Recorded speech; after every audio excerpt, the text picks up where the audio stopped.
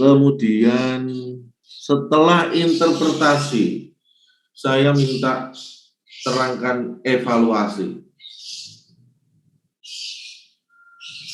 Selain Fathia dan Yusuf. Yuk.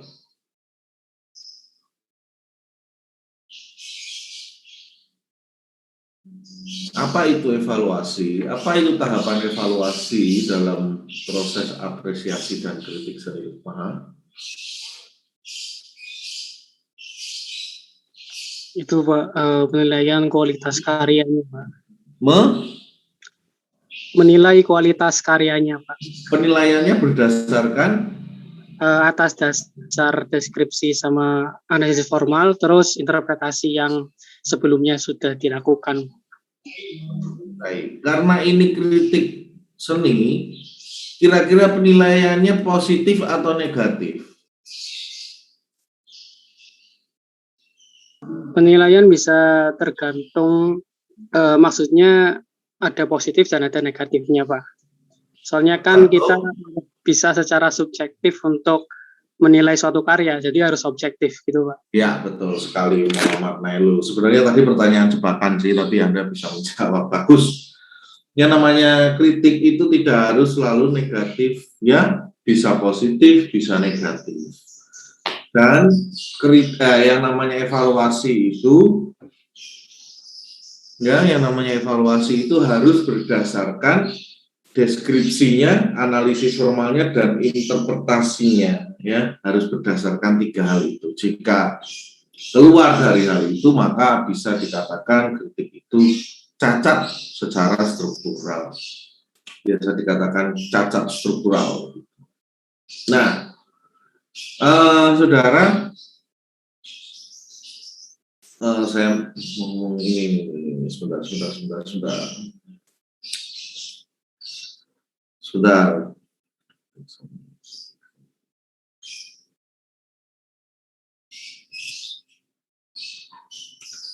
4 tahapan kritik seni, ya langsung aja wis ya. Kemarin sudah diajarkan Pak Muji jenis-jenis kritik seni.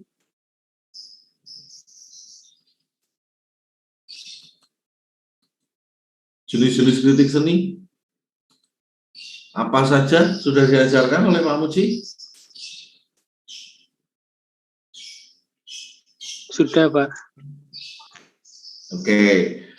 Apa saja? Nggak harus sebutkan semua sih. Yang kamu paham aja apa? Yang kamu ngeh yang pernah dijelaskan Pak Muji.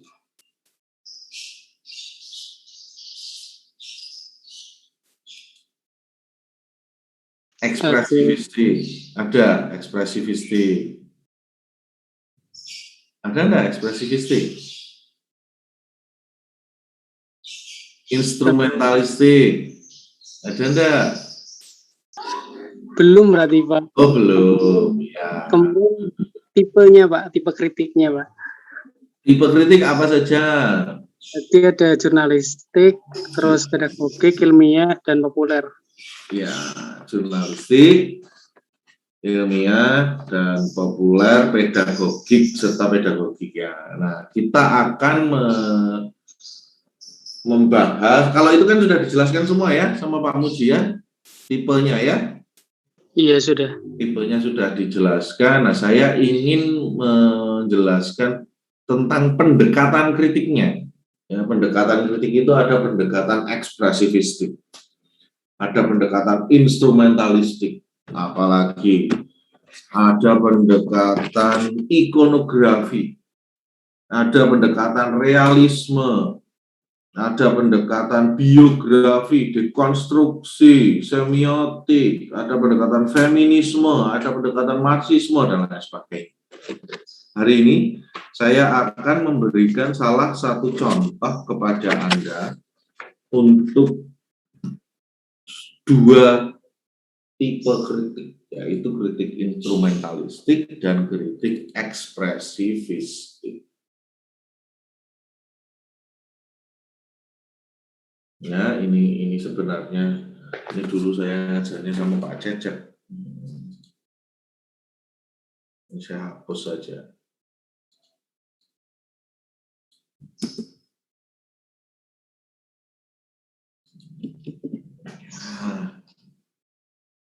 Terlihat? Sudah terlihat?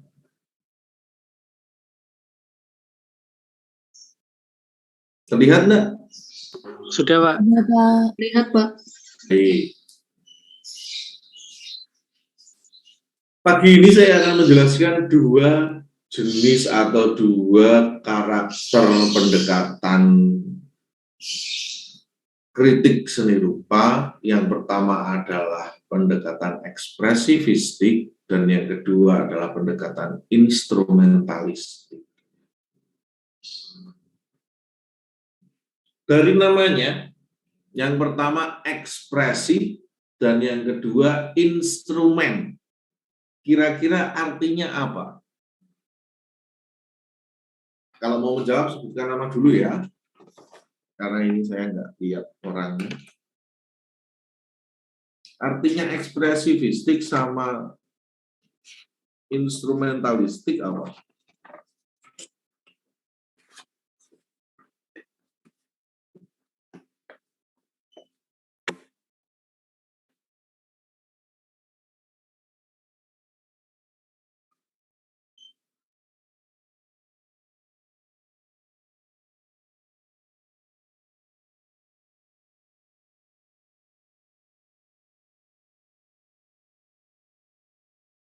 Tadi itu yang jawab itu Yusuf Ali Permadi atau Yusuf Akbar? Maaf. Yusuf Ali ya, baik. Nah, sekarang ada yang bisa menjawab apa itu arti ekspresi? Masa ekspresi aja nggak tahu? Ekspresi. Mimik atau bentuk, Pak, dari sesuatu. Mimik atau bentuk dari sesuatu. Ini pasti Fatia lagi. Iya, Pak. Ya, mimik atau bentuk dari sesuatu. Boleh. Yang namanya apa namanya? Ini kamera saya juga saya matikan tuh. Kamera saya nyalakan aja. Oh, kamera saya nyala. Ya wis. Ya. Ada lagi yang punya pendapat lain, ekspresi itu mimik atau bentuk muka. Boleh, tapi ekspresi bisa tidak diwakili selain dari muka. Misalkan ya, misalkan saya,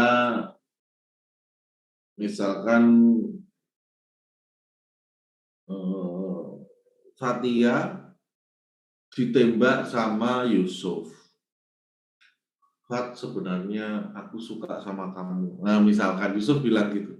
Terus Fatia mukanya biasa aja, mukanya nggak seneng, nggak ini biasa datar itu. Tapi tangannya gini, talk to my hand. Itu ekspresi bukan? Bisa, Pak. Ekspresi juga. Bisa jadi ekspresi loh. Ya, jadi ekspresi itu sebenarnya adalah ungkapan dan luapan emosi. Ya, ekspresi itu adalah ungkapan diri dan luapan emosi. Itu ekspresi ya. Emosi itu bukan hanya emosi marah saja ya, emosi cinta, emosi sedih ya, emosi apalagi emosi saat pusing, emosi saat banyak tugas, ya itu perlu disalurkan ya agar apa? Agar emosinya itu tersalurkan. Jadi ekspresi melalui ekspresi karya seni, melalui menari, melalui menyanyi, itu kan ada orang stres itu dia berekspresi di tempat karaoke, itu Sampai saya tuh beli apa sound sama mic 2 sama TV itu biar kalau stres ngajar atau stres apa penelitian itu saya bisa langsung nyekel mic langsung nyanyi kok. Itu ekspresi namanya. Nah sekarang instrumental. Instrumen itu apa sih instrumen?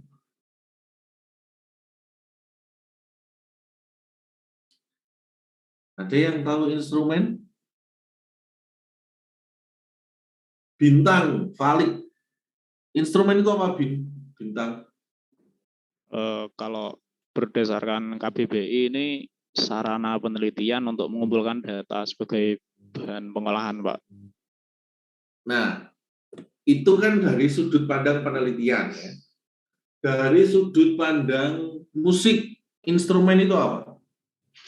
Ya alat musik, Pak, kayak piano, biola. Betul. Instrumen dari sudut pandang musik itu alat musik. Kalau dari sudut pandang seni rupa, instrumen itu apa? Apa ya, mungkin kayak alat lukis gitu, Pak. Nah, berarti instrumen adalah apa ya, mungkin media mungkin, Pak. lebih khusus lagi. Apa ya? Instrumen adalah alat. Jadi kritik seni ekspresivistik itu adalah sebuah kritik seni yang, terima kasih Bintang sudah menjawab. Kritik seni ekspresivistik adalah kritik seni yang membaca atau menganalisa karya-karya yang bersifat ekspresif. Ya. Jadi apapun itu karyanya, ya, meskipun karyanya realis, meskipun karyanya surrealis, yang dinilai adalah ekspresi senimannya, luapan emosi senimannya, ya, kegundahan hati senimannya, itu ekspresivistik. Ya, jadi kalau kalian lihat komika apa? Komika itu ya apa sih namanya? Stand up comedy. Ya. Kalian akan lihat banyak sekali keresahan-keresahan yang ada dari pemikiran si stand up komedian itu. Nah itu adalah ekspresi mereka dalam mengungkapkan. Ya. Tugas kita adalah mengkritik ekspresinya. Ekspresinya itu positif apa negatif, bagus apa tidak, tercerminkan di karyanya apa tidak, gitu ya. Nanti secara spesifik kita akan bahas. Dan instrumentalistik tadi sudah dijawab oleh Bintang adalah alat, media atau alat. Media sebenarnya sudah cukup, tapi kurang spesifik ya. Jadi media instrumentalistik, kritik seni instrumentalistik adalah sebuah kritik seni yang memiliki atau bertujuan, ya, karya seni ini bertujuan untuk apa ya, mempropagandakan sesuatu. Jadi kritik seni ini difungsikan sebagai alat untuk menyebarkan suatu paham, menyebarkan suatu ideologi. Jadi kritik seni di sini fungsinya adalah untuk melihat sejauh mana karya seni rupa itu bisa memberikan dampak ke yang lain. Saya berikan contohnya beberapa. Ya, kita masuk dulu. Nanti Anda mungkin belum begitu paham, tapi kita akan masuk dulu.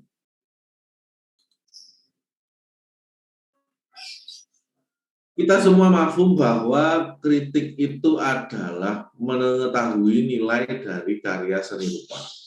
Ya, kritik itu adalah mengetahui nilai karya seni rupa. Berarti kritik itu bukan menghina, bukan memuji, tapi untuk mengetahui nilai dari karya seni rupa.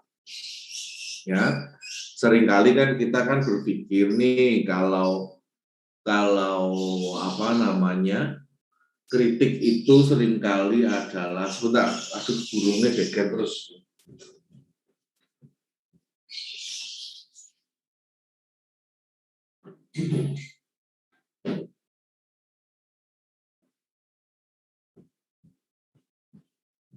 Ya, terima kasih. Jadi gini saudara, ketika orang Indonesia itu ngomong tentang kritik, maka terminologinya itu pasti adalah apa ya, menghindar sesuatu atau mencari nilai-nilai negatif sesuatu. Jadi orang Indonesia itu jarang suka dikritik karena definisi kritik sendiri di Indonesia belum tepat. Ya, akhirnya orang Indonesia melihat kritik itu adalah pola yang tidak baik. Loh, ngapain sih karya bener-bener kok dikritik? Iya, kritik itu justru untuk mengetahui nilainya gitu. Entah itu positif atau negatif. Nah, untuk itu dari satu orang itu bisa memiliki perbedaan pandangan. Misalkan ya, ada seorang seniman, ini seniman itu berkarya, kemudian karya itu diapresiasi oleh orang. Ya, maka orang satu dengan yang lain itu mungkin berbeda pandangannya. Lalu kritik yang benar itu yang seperti apa? Kritik yang benar itu adalah yang menilai secara objektif, satu. Yang kedua, kritik yang benar adalah kritik yang melalui tahapan-tahapan yang bisa dipertanggungjawabkan. Salah satu cara untuk dapat mempertanggungjawabkan adalah dengan melakukan kritik formal, yaitu deskripsi, analisis formal, interpretasi, dan evaluasi. Nah, karena ini adalah soal ekspresi, ya, saya ingin menjelaskan tentang ekspresifistik, maka saya mengarahkan ke beberapa pertanyaan. Kira-kira dari 30 mahasiswa di sini, itu Anda bisa terpuaskan, terlampiaskan emosinya ketika apa? Apakah karya Anda selesai, Anda sudah bisa terpuaskan, atau Anda harus dilihat orang dulu karyanya, baru Anda terpuaskan, atau yang ketiga, ketika Anda mendapatkan kritik negatif, Anda cukup terpuaskan, atau Anda harus mendapatkan pujian dulu, baru Anda itu terpuaskan, atau yang terakhir, ketika Anda bisa mempengaruhi orang lain, baru Anda merasa terpuaskan. Yang mana? Kan beda-beda nih, masing-masing orang beda-beda. Kalau Afrizal, yang mana Afrizal?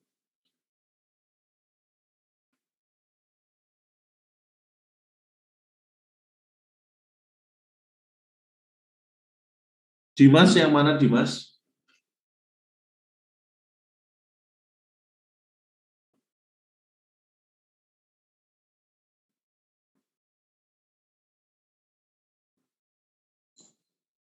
Adit? Izin jawab aja Pak ya.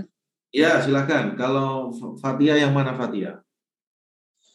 Kalau menurut saya tergantung karya yang saya buat itu di awal tujuannya buat apa. Kalau emang buat seneng-seneng aja gitu, ya pas karyanya selesai, ya udah saya udah ngerasa puas. Tapi kalau memang tujuannya buat dipamerin, ya saya butuh orang buat melihat karya saya, butuh orang buat ngapresiasi karya saya, baru di situ saya ngerasa puas, Pak. Gitu ya. Jadi sebenarnya Fatia mengembalikan kembali ke tujuan awalnya. Fatia mengembalikan lagi ke tujuan awal dari sebuah pameran, dari sebuah proses kepuasan karya seni. Nah, tujuannya apa? Kalau memang seperti itu ya. Jadi berarti kan Fatia kan lebih tidak punya tujuan sebenarnya ya, lebih ke tidak punya tujuan. Maksudnya dia punya tujuan yang lebih kompleks malahan gitu. Yang lain ada yang punya tujuan yang hanya satu atau dua atau 3 atau 5? Ada? Nah, sekarang ketika misalkan ya, saya contohkan karena di kelas ini kurang aktif juga, ada hanya beberapa yang aktif, saya tanya malah diem tok. Ya saya langsung aja jawab gitu ya. Jadi jangan salahkan saya kalau kelasnya jadi membosankan. Ya, jadi ketika Anda itu cukup hanya karya Anda itu sudah jadi dan Anda tumpahkan isi hati Anda, berarti Anda itu orang yang sangat ekspresif. Ya, orang yang sangat ekspresif. Anda tidak peduli dengan orang lain. Ya. Nah, kemudian yang kedua, ketika Anda itu karyanya sudah dibuat secara ekspresif, kemudian orang itu melihat entah senang atau tidak, itu sebenarnya Anda cukup ekspresif. Jadi ada di bawah letaknya ekspresif. Ya. Kemudian ketika mendapat kritik negatif, itu Anda di titik. Ya, berarti kalau tadi ekspresif, cukup ekspresif, ini kurang ekspresif. Ya. Sampai ketika dipuji, itu berarti masuknya ke ranah instrumentalistik, dan yang kelima itu sangat instrumentalistik. Nah, jadi gini, berarti simpulannya dari 1 sampai 5 ini, ketika Anda melihat karya seni, ya, ketika Anda melihat karya seni, dan Anda melihat biografi senimannya, karyanya kok enggak suka dipamerkan, jarang dipamerkan, jarang dijual, karyanya kok laku ketika dia itu baru meninggal misalkan. Berarti itu 100% orang itu adalah ekspresivisti. Bisa dibaca menggunakan ekspresivisti. Contohnya adalah karya-karya Vincent van Gogh. Nah, itu bisa dibaca menggunakan ekspresivisti. Atau mungkin karya-karya abstrak dari seorang seniman terkenal di Indonesia, misalkan Hanafi, misalkan. Secara objek tidak bisa terlihat, tapi secara emosional itu bisa sangat tertumpahkan. Berarti ini orang yang sangat ekspresivistik.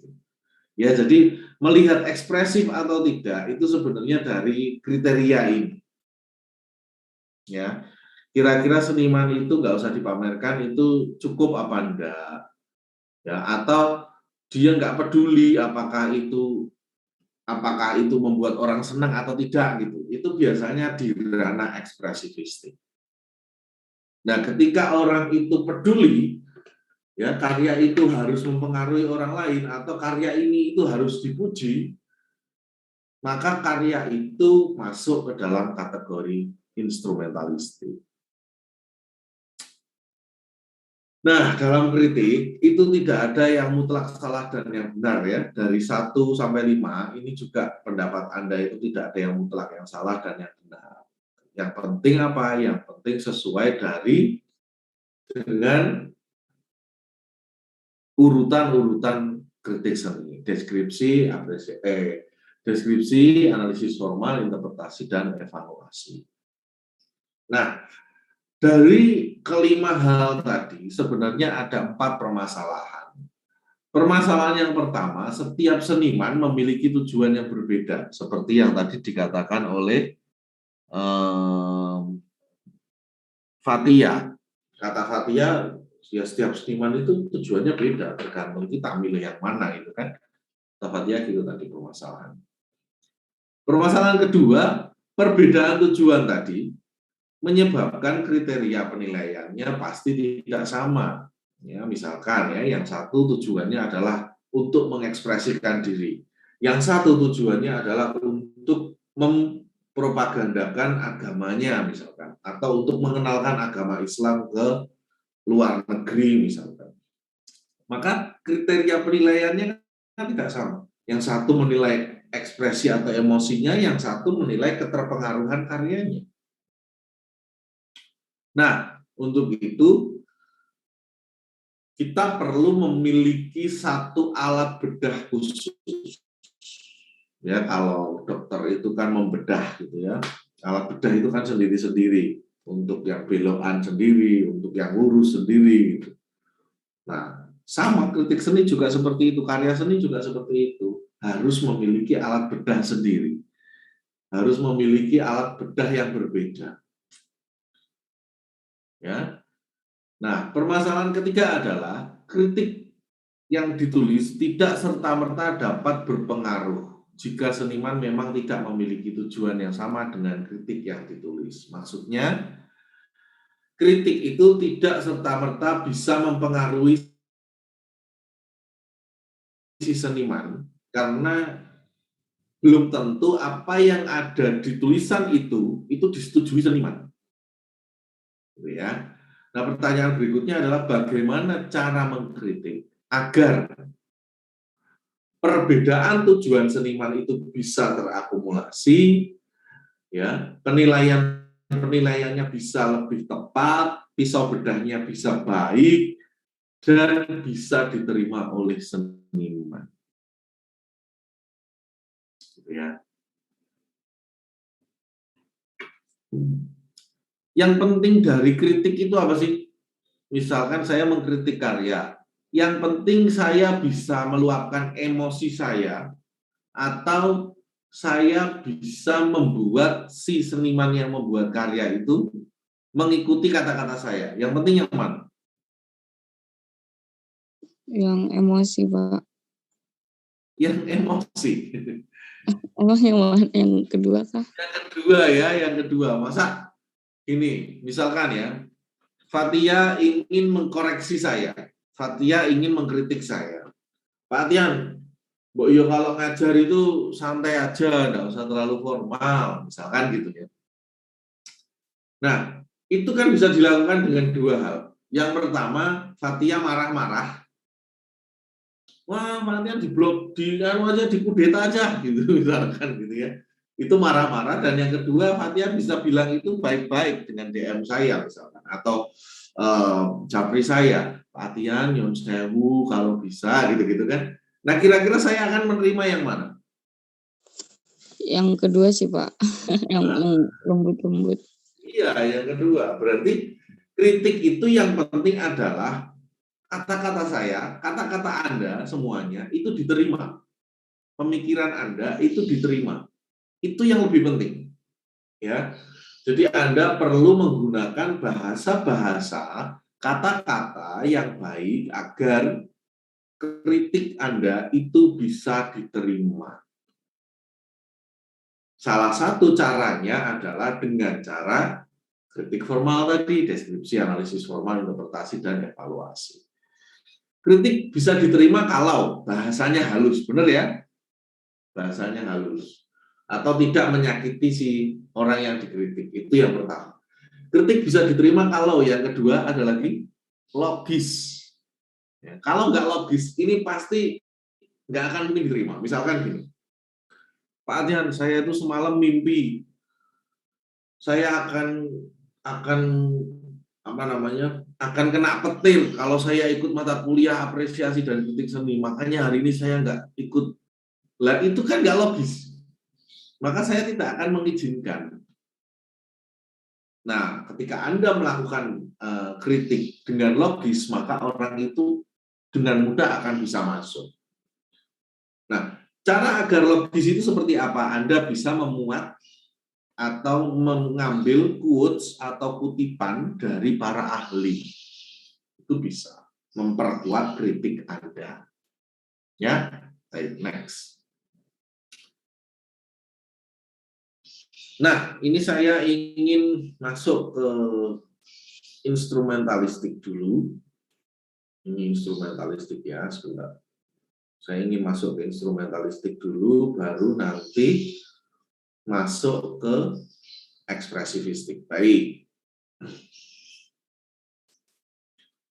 Saya ingin bercerita tentang karya teman saya, sahabat baik saya. Ini benar-benar sahabat baik saya. Dia sekarang dosen di ITB. Beliau dosen di ITB, namanya adalah Bapak Michael Binuko, panggilannya Pak Koko. Ya, benar-benar teman baik saya. Dia selalu ada lah pas saya butuh banget itu dia ada pasti. Nah, si Koko ini mungkin nanti bisa ketemu Pak Koko ini, Pak Michael Binuko.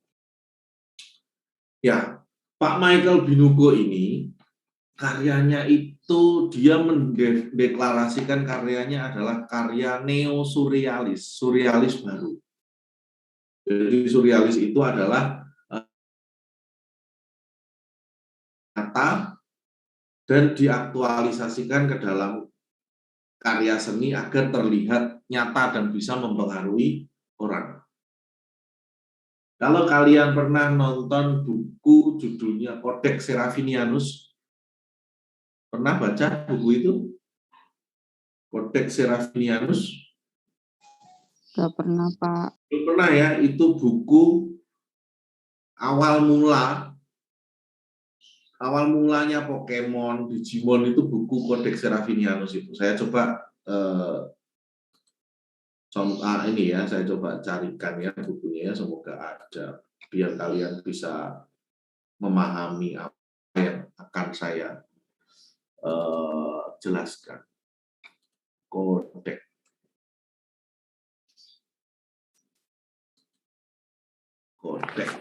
Serafinianus. Codex. Ada enggak ya? Semoga saja adalah. Nah, ini ada.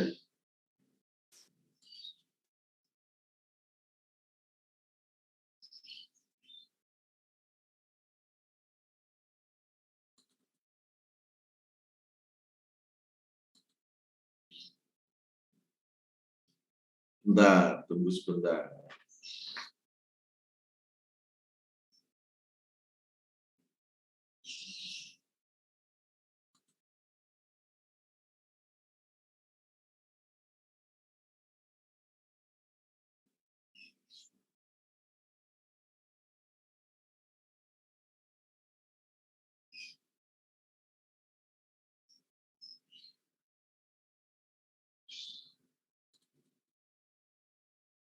Udah bisa ya.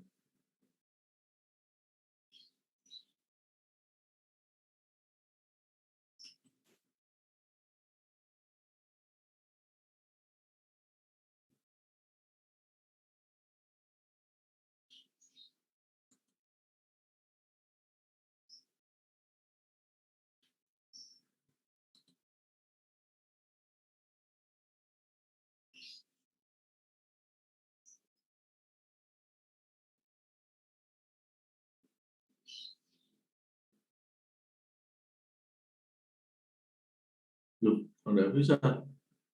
Wah, kacau ini. Oh, ini. Bisa.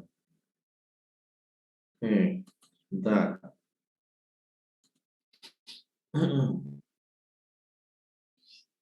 Ini merupakan salah satu buku paling misterius di dunia. Salah satu buku yang paling misterius berjudul Codex Serafinianus. Ya, buku ini itu punya font sendiri. Ya, punya font sendiri ya. Dia punya font sendiri. Jadi yang mencipta namanya adalah Luigi Serafini. Ini kemudian dan dia membuat buku berjudul Codex Serafinianus. Jadi dia membuat semacam evolusi makhluk hidup ya ketika kita sudah mulai modern ya. Coba Anda lihat, ini ada kelelawar, ada tanaman, ada. Ini dibuat tahun 1940-an buku ini. 1940-an di mana Pokemon dan Digimon pasti belum ada. Nah, sudah ada orang-orang yang bikin seperti ini. Ya. Nah, ketika kita lihat, ketika tumbuhan itu sudah mulai sulit mendapatkan air, maka tumbuhan akan berevolusi. dia bisa jalan, dia jalan cari air, gitu kan? Nah, itu semacam pendukung teori Darwin, gitu ya. Misalkan ada apel ya, apel di dalamnya ada apel lagi. Jadi semacam surrealisnya lebih ke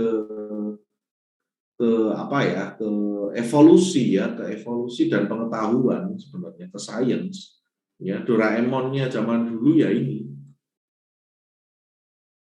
Nih coba lihat karya-karyanya, bagus kan. Ketika orang suka menebangi pohon itu, ketika orang suka menebangi pohon, maka pohon itu bisa lari. Kalau mau ditebangi dia lari. Itu evolusi dari makhluk hidup. Dia berpikir seperti itu. Nah, ternyata pemikiran si Koko ini sama dengan pemikiran si Luigi Serafini. Sebentar. Nah, sudah terlihat ya, baik. Koko ini, si Michael Binuko ini, dia mengcopy dua bentuk. Jadi dia itu suka ke tempat penelitian gitu, pakai ini kaca pembesar itu, apa itu namanya, stetoskop apa itu. Dia pakai itu ala-ala ilmuwan gitu. Kemudian dia menggabung-gabungkan. Dulu kan belum ada namanya flu babi, itu dulu belum ada. Yang sudah ada itu flu burung. Itu sudah ada. Nah, Koko iseng-iseng dia bikin flu babi. Ketika burung itu bisa membuat flu, maka babi bisa membuat flu, sapi bisa membuat flu, kambing bisa membuat flu, semua bisa membuat flu. Akhirnya apa?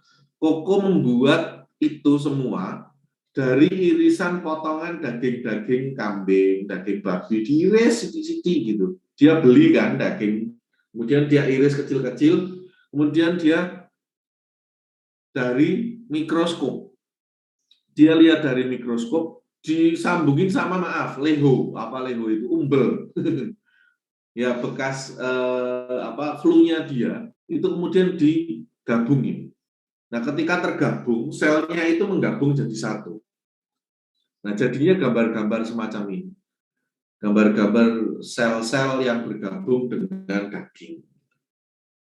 Nah, Koko beranggapan bahwa suatu hari nanti itu pasti akan terjadi yang namanya flu babi, flu kambing, flu sapi, itu pasti akan terjadi. Ternyata benar, flu babi terjadi.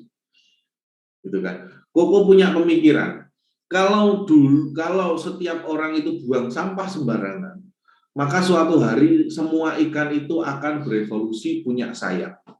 Maka dia bikin paus, ya, paus kemudian ada sayapnya. Nah, ketika Anda melihat karya ini, maka Anda mungkin akan terpengaruh apa yang dikatakan Koko saat itu, belum ada flu babi, ini judulnya flu babi. Mungkin Anda akan terpengaruh, oh iya ya, benar juga ya, flu babi mungkin juga bisa ada. Atau mungkin Anda berpikir, oh jangan-jangan memang ada varian baru virus, namanya flu babi, gambarnya kira-kira selnya seperti ini. Padahal ini kan rekayasa. Ya, jadi seni itu adalah sesuatu yang direkayasa sebenarnya. Bukan direkayasa sih, bukan direkayasa lah. Seni itu sesuatu yang dikonstruksi lebih tepatnya, bukan direkayasa. Ya, ada yang direkayasa, ada yang tidak. Tapi lebih tepatnya seni itu semuanya adalah dikonstruksi, dibangun. Ya. Nah, kalau Anda melihat karya ini, kira-kira ini karya dari seniman siapa?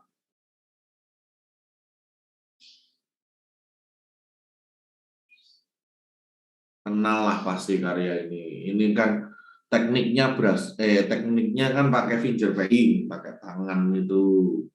Kemudian menggunakan warna-warna cerah di bagian atas, warna-warna bawah di bagian bawah itu agak gelap, menggunakan line-line yang tegas. Ini karya dari Pak Afandi. Betul, Monai Lurasa. Ini karya dari Pak Afandi. Tapi ternyata kita tertipu. Ini bukan karya Pak Afandi, ini adalah karya dari teman saya bernama Carda. Ya, Carda punya konsep fictional truth, di mana kebenaran itu adalah sebuah fiksi yang dikonstruksi. Paham nggak maksud saya? Jadi Carda itu membuat ini, seolah-olah ini karyanya Afandi, kemudian di sampingnya itu ada konsep dan legalitas karyanya, kesannya itu asli benar-benar karya Afandi gitu ya. Kemudian di sekitar sampingnya itu ada tanggalan itu tertulis Afandi itu melukis tanggal segini terus dilingkari ini ulang tahun anak gitu kan. Kesannya itu kayak benar-benar lukisannya Afandi. Kemudian di sini ada video yang menjelaskan Afandi di tanggal itu memang melukis. Jadi Carda, teman saya ini, membuat konstruksi kebohongan besar, agar orang itu percaya bahwa lukisan itu yang membuat adalah Afandi. Akhirnya kita percaya kalau itu yang buat adalah Afandi. Kira-kira kalau secara tidak langsung kita melihat ini, terpengaruh enggak kita? Maksudnya terpengaruh kalau itu karyanya Afandi. Kita terpengaruh dengan kebohongan dua orang itu tadi. Kira-kira terpengaruh enggak? Terpengaruh. Pas.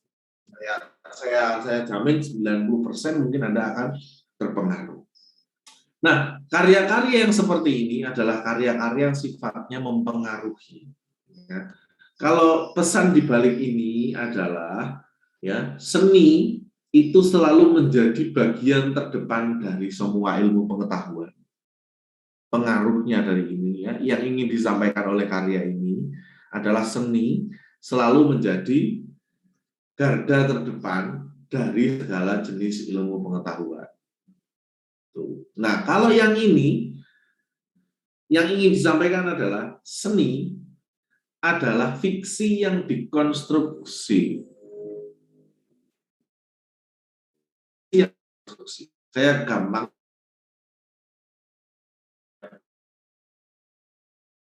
mungkin bisa masuk ke dalam karya Anda sangat masuk karena entah kenapa meskipun alat-alatnya itu tidak masuk akal, tapi entah kenapa itu dibuat semasuk akal mungkin gitu. Oke, kalau mungkin Anda sekarang sudah nggak bisa lah dibohongi oleh Doraemon. Tapi kalau yang cowok-cowok nonton One Piece, ini kalau cowok-cowok nonton One Piece, karyanya itu kan dibuat sejelimet mungkin, ya plot ceritanya itu dibuat sejelimet mungkin, sambung-sambung kayak, ya kan pada sih, tapi terlihat seperti nyata, seperti menarik banget gitu ceritanya. Kita sangat. Nah, itu kenapa seni bisa mempengaruhi orang. Karena seni itu ada konstruk fiksi. Jadi konstruksi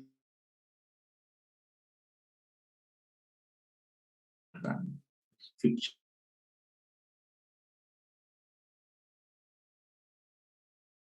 Jadi sebuah, saya contohkan,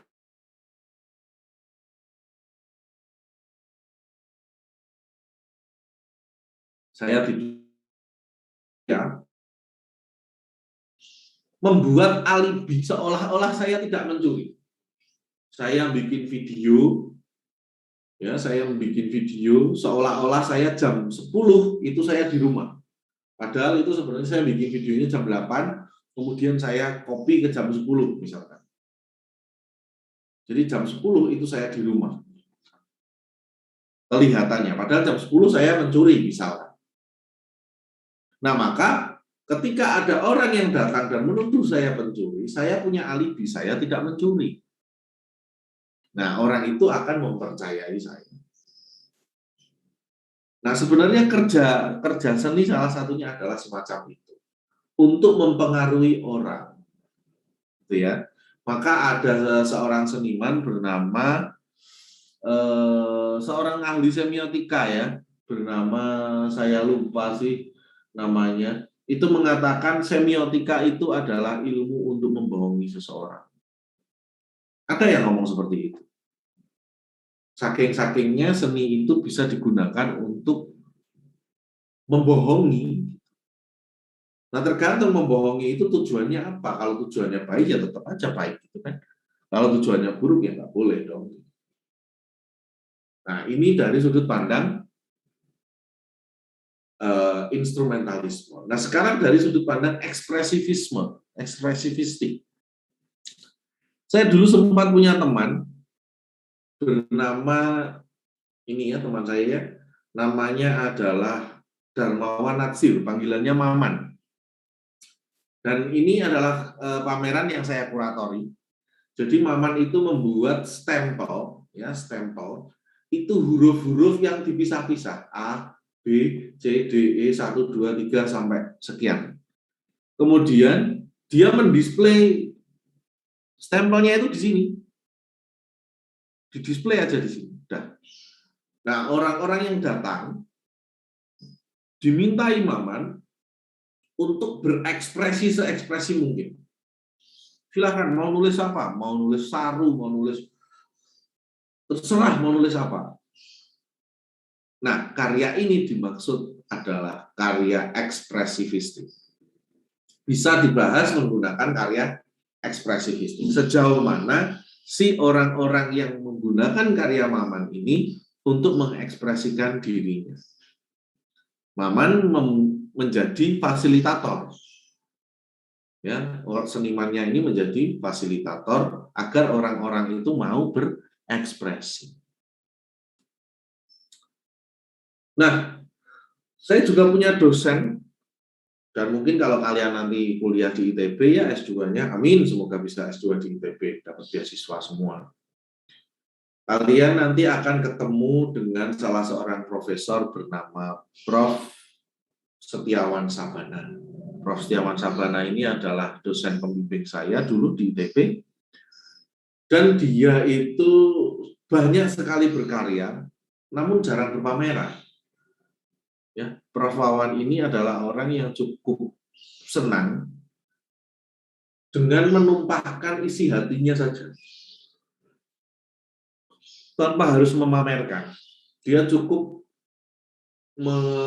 berekspresi saja. Nah, maka karya-karya semacam ini, ya, karyanya Maman, karyanya Prof. Setiawan Sabana itu bisa diungkapkan atau bisa dibaca menggunakan kritik seni ekspresifistik. Nanti akan saya contohkan ya. Nah, ini adalah salah satu teman saya yang ini ya, sebentar. Ini adalah salah satu teman saya, namanya Hilman, kalau tidak salah. Ini dia waktu itu pameran di Galnas. Ini bukan foto loh, ini lukisan loh. Ini lukisan dibuat hyperrealis semacam ini, ya. Nah, si seniman ini membuat karya ini dengan sangat halus, itu kan pasti dengan tujuan ingin dipuji. Wah, skillnya dewa. Ya, maka ketika ada kata-kata seniman ini ingin dipuji, maka arahnya adalah kalau tidak formalis, ya pasti instrumentalis. Pasti ada tujuan di balik itu.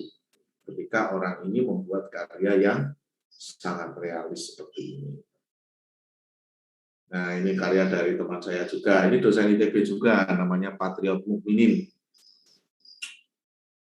Ya, sama. Ini juga karya ekspresifistik. Karena ini bukan tujuannya ingin dipuji, tapi dia ingin menggambarkan keseharian dia, maka karyanya bisa disebut atau ditulis dengan kritik seni ekspresifistik. Jadi, ya, ekspresifistik adalah sebuah tulisan, kritik seni ekspresifistik adalah sebuah tulisan di mana tulisan itu membahas tentang ekspresi seni dari senimannya.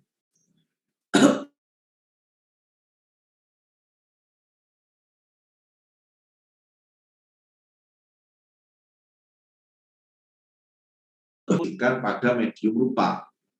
Ya, karena hakikat seni adalah sarana komunikasi, maka ekspresi seniman tadi adalah bentuk komunikasi seniman. Kan ada orang yang berkomunikasi dengan marah-marah, ada orang yang berkomunikasi dengan lemah lembut, gitu kan ada. Nah, khusus ekspresifistik, itu seniman itu berekspresi atau mengekspresikan menggunakan cara yang emosional, sedih, marah, bahagia, yang hiperbahagia, gitu ya. Nah, karena itulah seni bisa dikatakan sebagai bentuk artefak rekaman emosi. Ya, rekaman emosi itu kemudian dikomunikasikan ke penonton lewat pameran. Sama seperti quotes atau kutipan dari Corot, biarkan rasa memimpinmu, turuti keyakinanmu, jadilah diri sendiri meski dengan menjadi diri sendiri kau tidak menjadi apa-apa. Maksudnya adalah seorang seniman yang memiliki passion dalam berkarya seni ekspresif itu diharapkan bisa mengekspresikan dirinya senatural mungkin,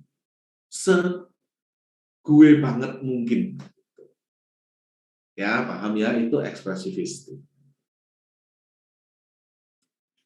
Ini kita next saja ya, ekspresifisme sejarahnya dari Van Gogh dan lain sebagainya. Ini sejarah seni ekspresif.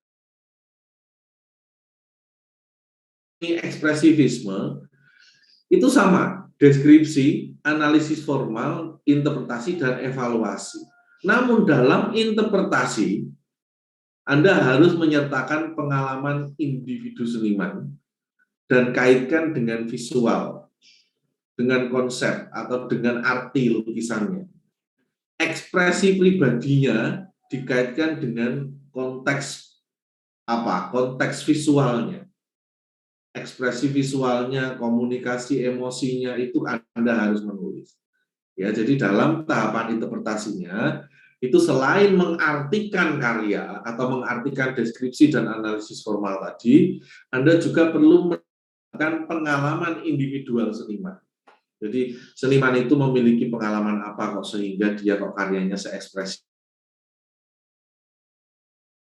itu bintang muter-muter, ternyata Van Gogh itu sedang jatuh cinta. Berarti di sini ditulis Van Gogh melukiskan itu karena Van Gogh sedang jatuh cinta. Dianulir karena saat itu Van Gogh setelah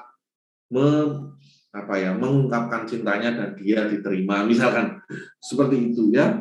Jadi apa yang melatar belakangi karya itu dibuat, pengalaman individual senimannya itu ditulis di sini. Ekspresi pribadinya seperti apa, bintangnya ya, ekspresi visualnya seperti apa, komunikasi visualnya seperti apa, kemudian Anda evaluasikan. Itu tahapan dari kritik seni ekspresivisme atau ekspresifistik. Nah, sekarang instrumentalistik. Kalau instrumen itu tadi adalah benda atau alat, maka kritik seni instrumentalistik sebenarnya adalah kritik seni yang digunakan untuk seberapa kuat karya itu menjadi sebuah alat. Ya, dulu ada yang sudah pernah nonton film Francesco da Goya, judulnya film Goya Ghost.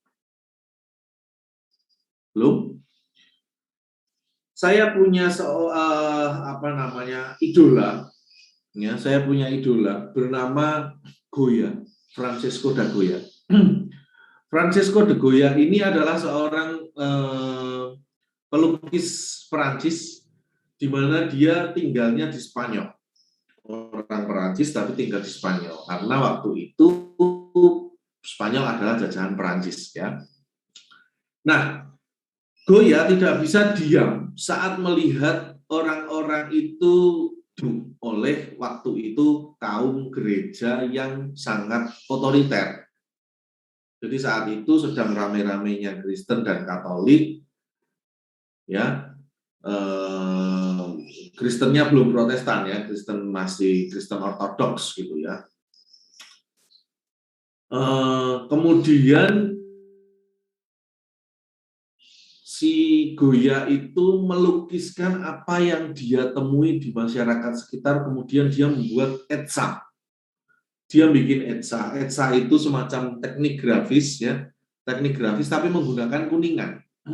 Jadi dia membuat gambar ini banyak banget, bikin gambar seperti ini itu banyak, kemudian disebar bahwa telah terjadi pembunuhan oleh uskup siapa, tapi tidak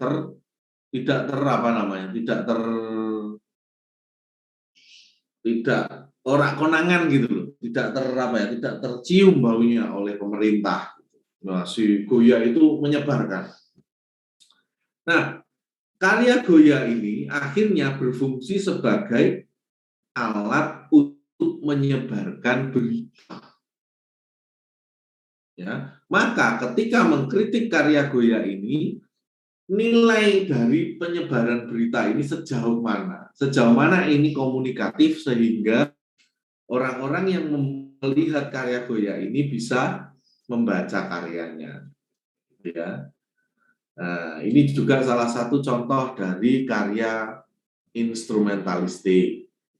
Zaman dulu, ketika Perang Dunia itu terjadi,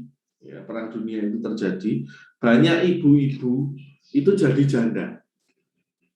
Banyak sekali perawan-perawan, maksudnya ibu-ibu dan ibu-ibu muda dan ibu-ibu yang sedang produktif itu menjadi janda. Itu banyak sekali zaman dulu. Karena apa? Karena suaminya itu meninggal. Ya. Zaman dulu orang ditembak kena pistol di kakinya itu bisa meninggal. Kenapa? Karena infeksi. Nah, bukan sama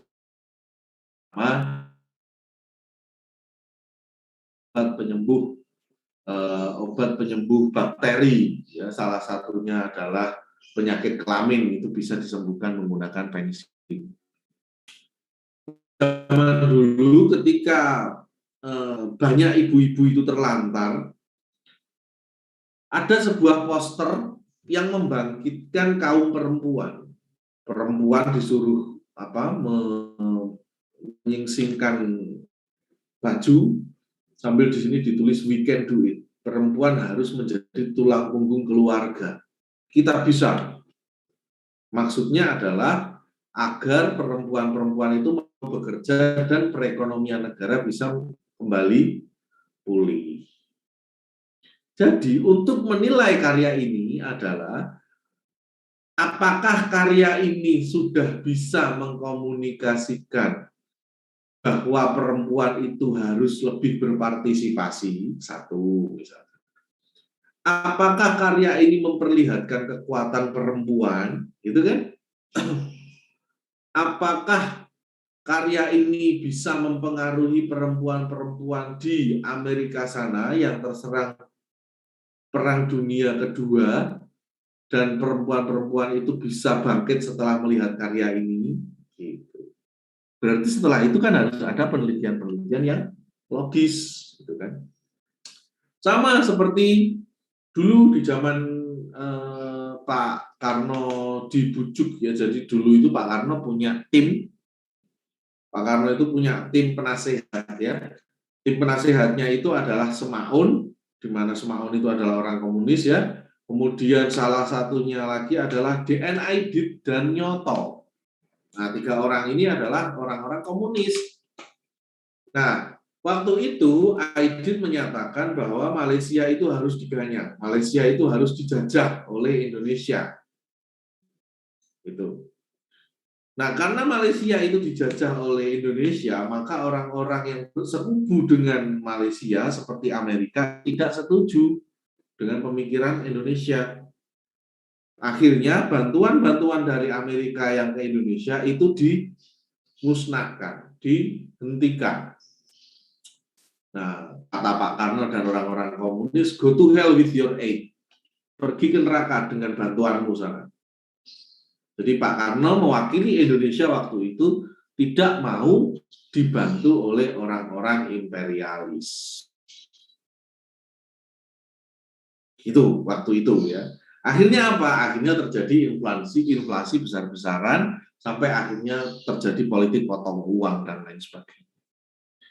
Nah, karya ini juga karya yang sifatnya bersifat untuk mempengaruhi masyarakat agar tidak ikut-ikutan perang Amerika. Tahapannya adalah ya karya untuk membuat kritik instrumentalistik, tahapannya adalah menuliskan deskripsi, analisis formal, dalam interpretasi harus Anda tuliskan latar belakang sosial, ekonomi, agama, politik, dan budaya saat itu. Yang kemudian yang ketiga adalah propaganda dan perlawanan apa, propaganda itu bujukan atau perlawanan atas apa dalam karya tersebut. Ya, kemudian dievaluasi penilaiannya, imbas karya tersebut itu apa? Sejauh mana karya itu mempengaruhi masyarakat? Kira-kira seperti itu ya. Sampai di sini ada yang ditanyakan?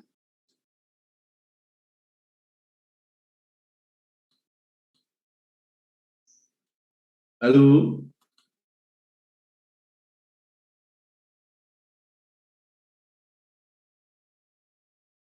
Sampai kan?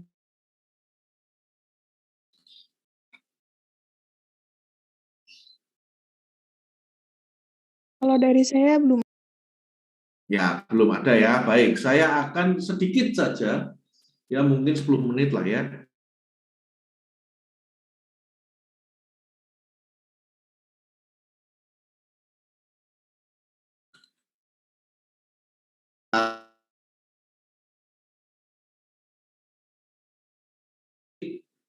Ekspresifistik dan instrumentalistik. Ini contohnya. Akan buat ya. Bisa kalau diminta untuk mengkritik ya, bentuknya seperti ini.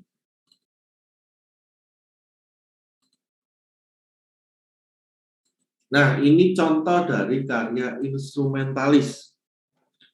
Saya memilih poster Bung Ayo Bung, ya, di mana kita sudah tahu sendiri ya, yang namanya deskripsi itu berisi nama seniman, kemudian berisi ukuran, kemudian teknik dibuat tahun berapa, kemudian di situ juga terdiri dari unsur-unsur rupa apa saja, itu deskripsi ya.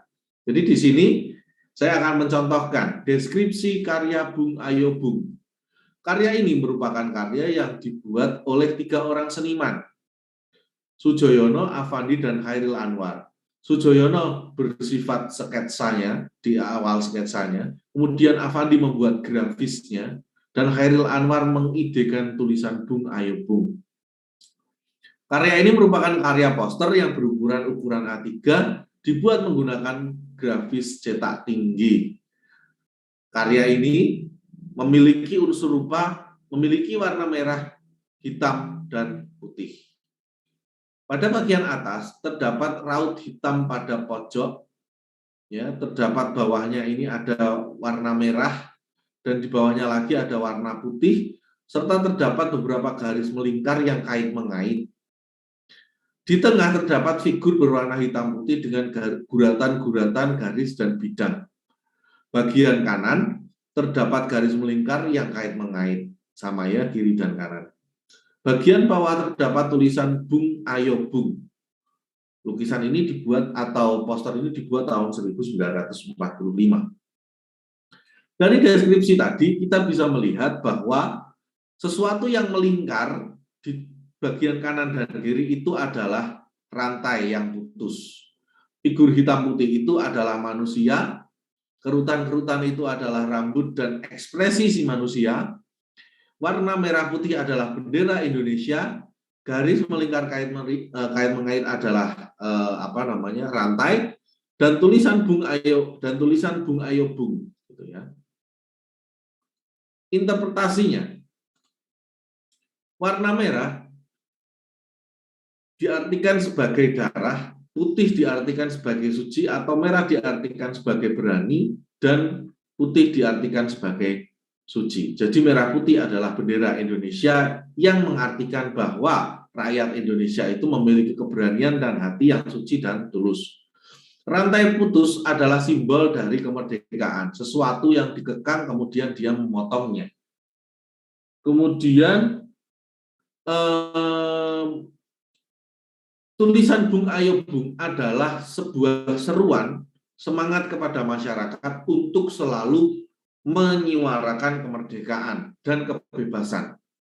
Teknik yang ia gunakan, poster ini memberikan semangat juang kepada masyarakat. Terbukti tidak lama setelahnya, tahun 1945, ya, Indonesia memproklamirkan kemerdekaannya.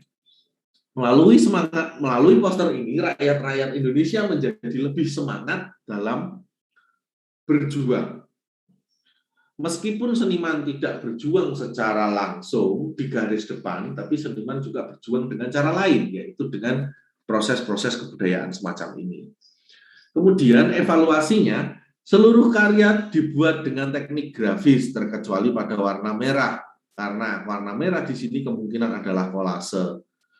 Digunakan teknik grafis adalah untuk membuat poster dapat dibuat secara massal dan ditempelkan di banyak tempat-tempat yang strategis di Indonesia untuk memberikan semangat kepada para pejuang.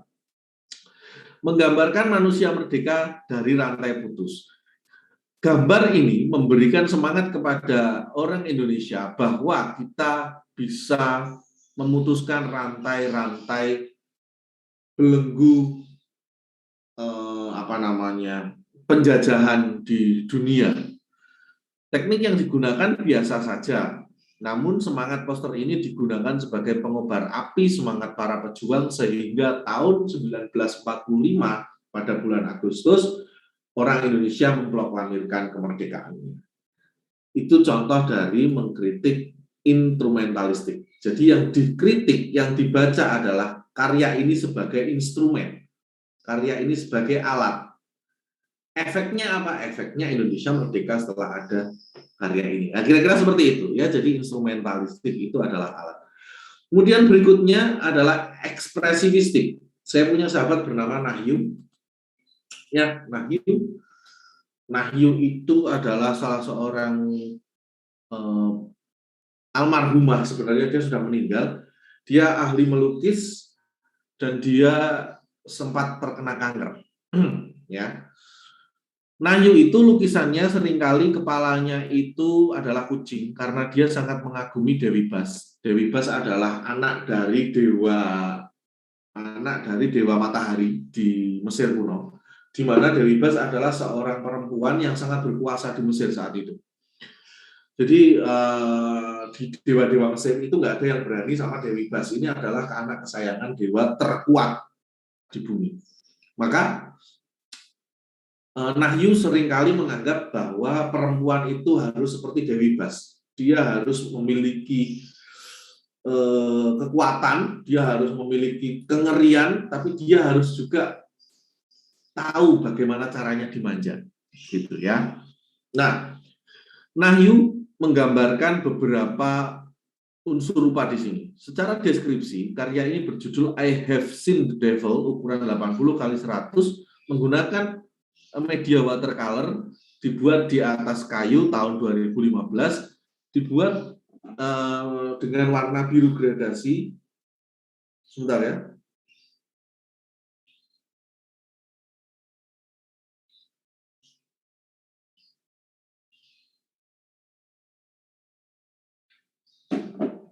Kemudian sedikit bidang mengelilingi figur, ya, ada bidang-bidang tertentu ini ya, mengelilingi figur. Kemudian bidang tersebut berwarna jingga, bagian belakang terdapat bentuk meliuk-liuk, ya, ini meliuk-liuk. Bagian bawah terdapat bidang berwarna jingga, merah muda dan kuning tin. Nah, ini kuning tin, kuning yang pucat, ya. Nah, warna biru gradasi tadi adalah langit, ya. Dari sini ke atas ini adalah langit. Kemudian bidang yang mengelilingi figur itu adalah mawar. Bidang-bidang kecil yang mengelilingi figur itu adalah mawar yang terbangan, ya. Kemudian figur itu manusia berkepala kucing, perempuan berkepala kucing, terlihat dari pakaiannya, ya, perempuan, baju perempuan berwarna jingga, kemudian dia kepalanya adalah kucing. Bagian belakang terbentuk meliuk-liuk itu adalah gurita atau oktopus. Dari atas, kita lihat dari atas itu cerah, ke bawah itu hitam atau suram. Karya ini dapat diinterpretasikan bahwa langit itu tinggi, langit itu kuasa, langit itu sesuatu yang bersifat keilahiahan, gitu ya. Mawar yang berterbangan ini adalah keperempuanan yang sudah mulai hilang karena dia punya kanker, akhirnya keperempuanannya hilang karena kan banyak yang dipotong, ya, dia kanker payudara kebetulan.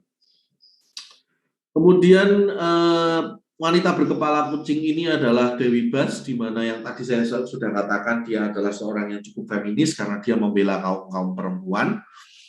Baju perempuannya ini adalah Alice in Wonderland, ya, baju perempuan ala-ala Alice in Wonderland. Ya, sebenarnya ini ingin dikatakan bahwa si seniman itu ingin dianggap sebagai seseorang yang memiliki imajinasi seperti Alice in Wonderland, gitu ya. Dia seperti hidup di dunia imajinasi, gitu ya. Kemudian gurita oktopus itu adalah jerat sesuatu yang membuatnya tidak bisa lepas. Ini maksudnya adalah kankernya. Kankernya itu seperti menjerat dia, tidak bisa lepas, ya. Kucingnya juga ekspresinya takut gitu. Ya. Di atas itu warnanya tin, ya, warnanya itu putih gitu ya, pucat. Di bawah itu warnanya semakin suram. Ini adalah analogi neraka dan surga. Jadi secara evaluasi, Nahyu sebagai perempuan itu merupakan seorang yang feminis dan pemikirannya sangat liar. Dia adalah seorang pejuang kanker dan dia ingin menyampaikan bahwa kankernya ini mengekang dirinya sebagai perempuan yang hebat yang seperti Dewi Bas tadi, itu kalah dengan kanker, dan dia ingin memberikan memberikan semangat kepada orang-orang lain yang terkena kanker agar perempuan-perempuan itu bisa lebih kurang atau lebih kuat dalam menjalani hidupnya agar tidak terkena kanker. Kira-kira seperti itu, ya, evaluasi dari dua kritik seni. Jadi yang pertama itu mengevaluasi dampaknya karena ini adalah instrumentalistik, dan yang kedua adalah mengevaluasi isi hati ekspresi si seniman ini karena ini adalah karya ekspresifistik, mengekspresikan sesuatu. Gitu ya. Ada yang ingin ditanyakan sampai di sini? Atau saya mengajar terlalu cepat? Kalau saya terlalu cepat tolong diingatkan, ya.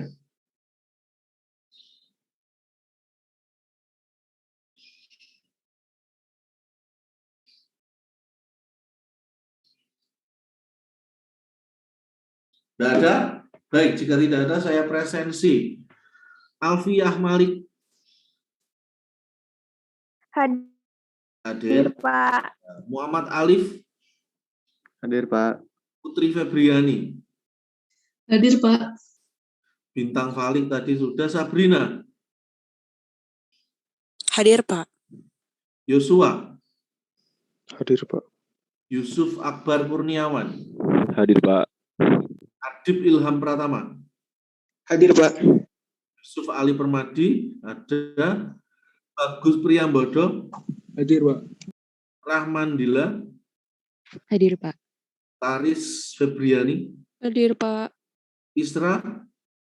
Hadir, Pak. Fatia hadir. Davina. Hadir, Pak. Afrizal. Dimas. Arzul Mustaqim. Hadir, Pak. Baruna Harisma. Hadir, Pak. Rizky Maulana. Hadir, Pak. Monailul hadir. Lido Azam. Dimas Ramadan. Hadir, Pak. Adam Nurado. Ahmad Nur Faik. Hadir, Pak. Zainun Nurlaida, Hadir, Pak. Muhammad Rifki Pratama, Hadir, Pak. Dea Safa Anissa, Hadir, Pak. Yayu Nur Akila, Hadir, Pak. Elisa Rani Rahmawati. Hadir, Pak. Saya cek yang belum hadir tadi. Afrizal Pramudian, Dimas Arya Semara, Rido Azam Julianto, Adam Nurado. Ya, berarti ada 4 orang yang nggak hadir. Saya akhiri dulu sampai di sini. Nggak ada pertanyaan ya? Tidak ada, Pak. Belum ada, Pak. Saya akhiri dulu sampai di sini. Selamat pagi semuanya. Assalamualaikum warahmatullahi wabarakatuh. Waalaikumsalam. Waalaikumsalam Terima kasih, Pak. warahmatullahi wabarakatuh. Terima kasih, Pak. Terima kasih, Pak.